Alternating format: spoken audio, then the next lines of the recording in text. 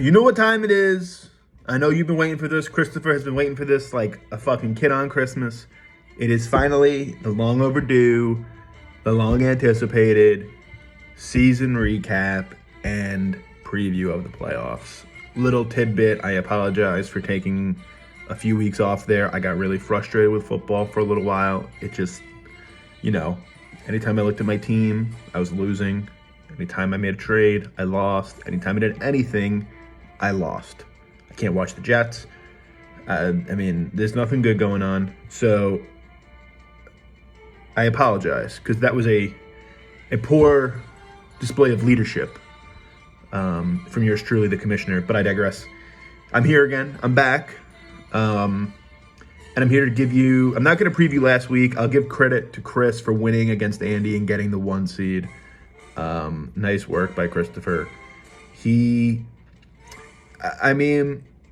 I'll be the first to admit it. I came into this season saying, Chris, I hope he wins the game. He had a really rough stretch last year. And he shut me up. He shut up most people. He showed up. He put a good team out on the field. He drafted Cooper Kupp. Everybody gets lucky once in a while, but he did it. I didn't. He did. So kudos to Chris. What I'm going to do here is I'm going to do the power rankings at the end of the season. I'm not going to preview last week. Like I said, it's not really relevant anymore. I'm going to preview the upcoming week. So without further ado, our power rankings. Coming in at 12, Russell, I love you, but I do not love your team. Fewest points in the league, and he had Jonathan Taylor. That's pretty impossible. 4-10.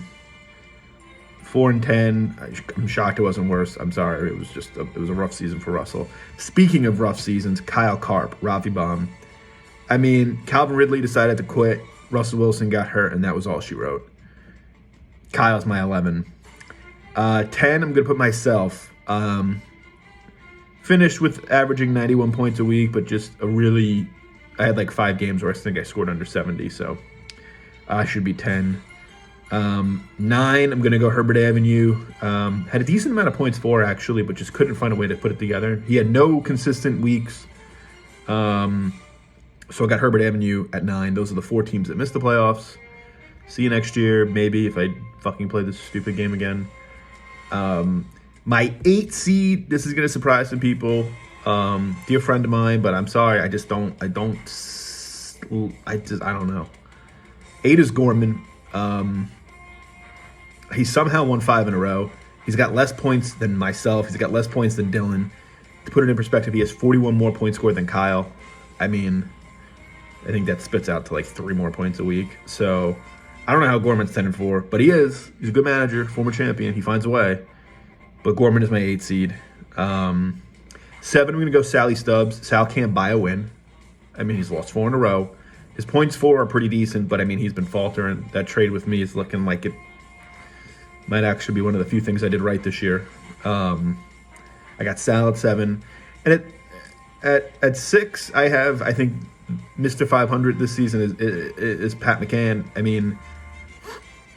Pat has 33 more points scored than points against. It's that close. You average out his weeks, he wins by 2.5 each week.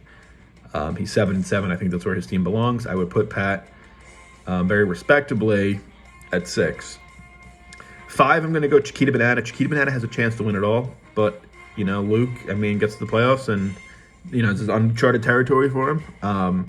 He has had a lot of points again, so hopefully for him that starts to even out. But it is the playoffs, so who knows? But I got Chiquita at 5. At 4, this is a tough one. I got Juan Tafanta, and that's only because DeAndre Hopkins is out for the season.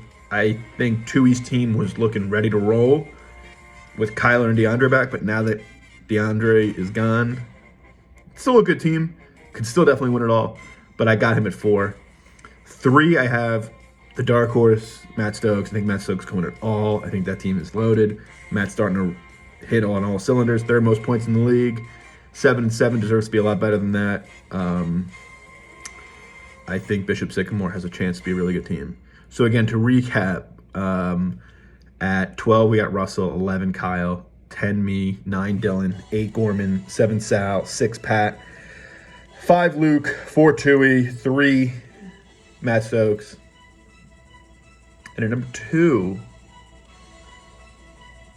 We're going to go Dak for Prez at number 2, which means you know who is number 1. I mean, I think Andy,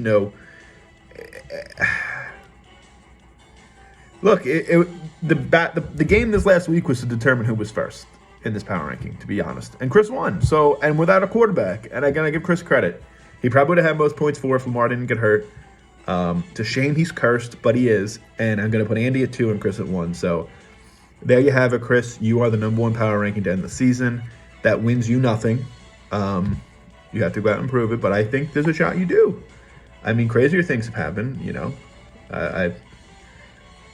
it's possible. You could do it, I mean, ate 3 hashtags in 24 hours, so this should be nothing. So that's my power rankings. Now on to the preview. So I guess I'll just give you my who I think is going to win.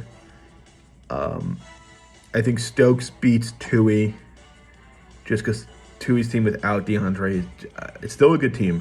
I think Stokes is just rolling right now. I think Stokes is on a warpath. So that's going to be the closest game of the week, no questions asked. Nobody wants to play either of those teams. It's a shame they have to go up against one another. But I'm going to lean Stokes in that one. Andy versus Pat. Now, this is interesting. I think I give Andy the edge here. But Pat's team has found a way to win. And, I mean, he's got some guys that can explode. The hang-up with Pat is that he's got CeeDee Lamb and Dalton Schultz, and Andy has Dak. So anything they get, Dak gets. Andy has, I think, a few more avenues of points than Pat does. I'm going to say Andy advances. Tight, though, but Andy advances. Next, I think Chiquita Banana upsets Gorman. Tom's won 5 in a row. I'm wondering when, that streak comes to an end. Maybe it doesn't. Maybe he shuts me up and it just keeps rolling. Gets Derrick Henry back next week. I like Luke's team. I mean, Eli Mitchell gets hurt seemingly every week, but I think Luke's team is finally starting to come into form. He's starting Dawson Knox, who's been great. I give Luke the advantage here. I think Luke wins. And then the matchup that Chris has been waiting for his whole life, Chubba Hubba versus Sally Stubbs. I think in this matchup, who I think is going to win, truly, Chris, I mean, I hate to say this, but Sal's lost 4 in a row. At a certain point, you got to think that law averages. I mean, Mahomes on Thursday Night Football. Hope you tuned in. Lamar Jackson hurt. Chris has to start Rashad Bateman because Tyler Lockett's got COVID.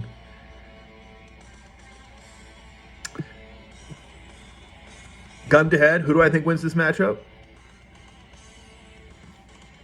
Give me the guy that's won 3 championships. Give me Salvatore the Dinosaur. I think Sal pulls this out. I think Sal finds a way. I don't think Sal has a better team by any stretch. I think Chris has the best team in the league. I'm going to be honest with you, Chris. I think you're the best team in the league. But I don't know. Something about a curse I heard. I read it in the newspaper the other day. A curse. Not that, you're the only one with curses, but, I mean, it certainly seems you have a curse. So, there you have it, though. That's who I think is going to win. That's my preview for the week. Everybody, get your lineups in. Get ready to roll. Keep an eye on that COVID shit, because everybody's getting COVID, apparently. I don't want to hear, I didn't know he was sick. Just Sunday at 12:30, check your lineup. For the love of God. That's what I think is going to happen. So, best of luck to everybody. Gun to my head, who I think is going to win it all? Gun to my head, Matt Stokes. That's my dark horse champion. I think we'll tune in. We'll see what happens, and best of luck to all. Even you, Christopher. Even you, the cursed child. I wish you good luck. Maybe you surprise me. You have so far. I mean, who says it can't continue, right?